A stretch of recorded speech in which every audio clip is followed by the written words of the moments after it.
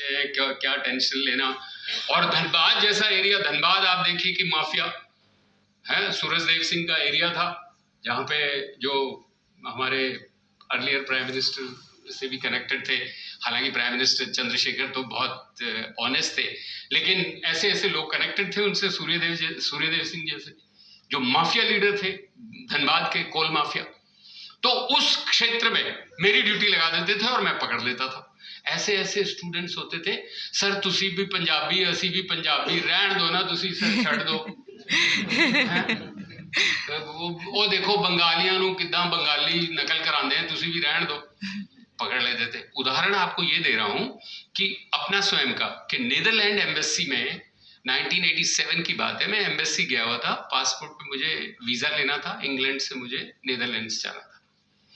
Line लगी थी early morning, ये लंदन की बात बता रहा हूं। तो एक लड़का आया अंदर से, लड़का क्या मतलब, एक young man came and he touch my feet, okay, and he said sir कैसे आना हुआ। मैंने कहा मैं आपको पहचाने। कहता सर आप जानते नहीं, मैं so and so Singh. Sir आपने पूरी तान लगा ली थी कि ये इसको कॉपी कर, आपने तो पकड़ लिया था और आपने पूरा लगा लिया था कि मैं फेल हो जाऊं, हम तो पास हो गए सर। ओके, तो मैंने कहा यार ठीक है, अच्छा हो गया, पास हो गए, मुझे बड़ी प्रसन्नता। कहता सर पहले तो आप अपना पासपोर्ट दीजिए, मैं स्टैंप लगवा के आता हूँ। इतनी लंबी line. He took my passport, came out and gave me the passport कि सर आपका वीजा लग गया है, आप जब नीदरलैंड से। मैंने कहा यहाँ कैसे? बोले सर मेरे यहाँ कनेक्शंस हैं, लंदन में भी, नीदरलैंड्स में, पूरे यूरोप में हमारा बिजनेस पहले भी चलता था, फादर का था। इंडियन स्कूल ऑफ माइंस में तो डिग्री लेने आए थे। सर आपने पूरा जोर लगा लिया, लेकिन हम तो बीटेक तो हमने कर लिया। लेकिन सर आज बड़े हृदय से मैं आपसे कह रहा हूँ कि आपका इतना सम्मान है कि मैं बता नहीं सकता हूँ। वहां जो होता था वो ठीक है, हम भी डिग्री ले आए, लेकिन आप जैसे लोग जो हैं, ये मैं आपको बात बता रहा हूँ 1987 की, उससे मुझे और प्रेरणा मिली कि जितने आप सच्चे रहोगे अपने कार्य और कर्तव्यों के प्रति, बाकी सब नारायण संभाल लेते हैं। आप तो बस नरसी जी हो जाओ, आप तो बस सुदामा हो जाओ, भगवान कृष्ण आपको मिल ही जाएंगे।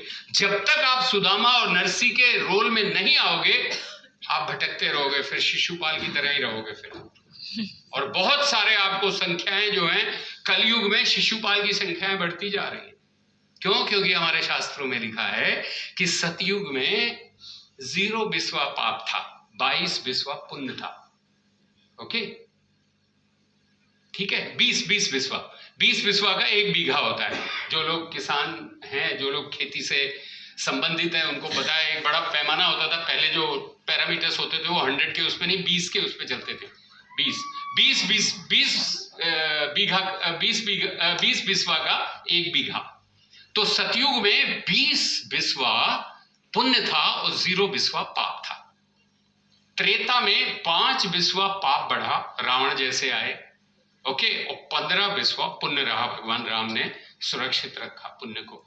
वशिष्ठ और गुरु द्रोणाचार्य, गुरु वशिष्ठ और ब्रह्म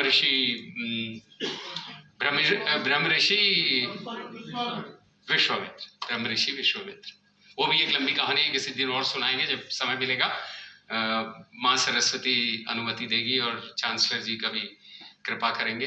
तो 15 बिस्वा पुण्य रहा, 5 बिस्वा पाप। द्वापर में 10-10 हो गया, 50-50।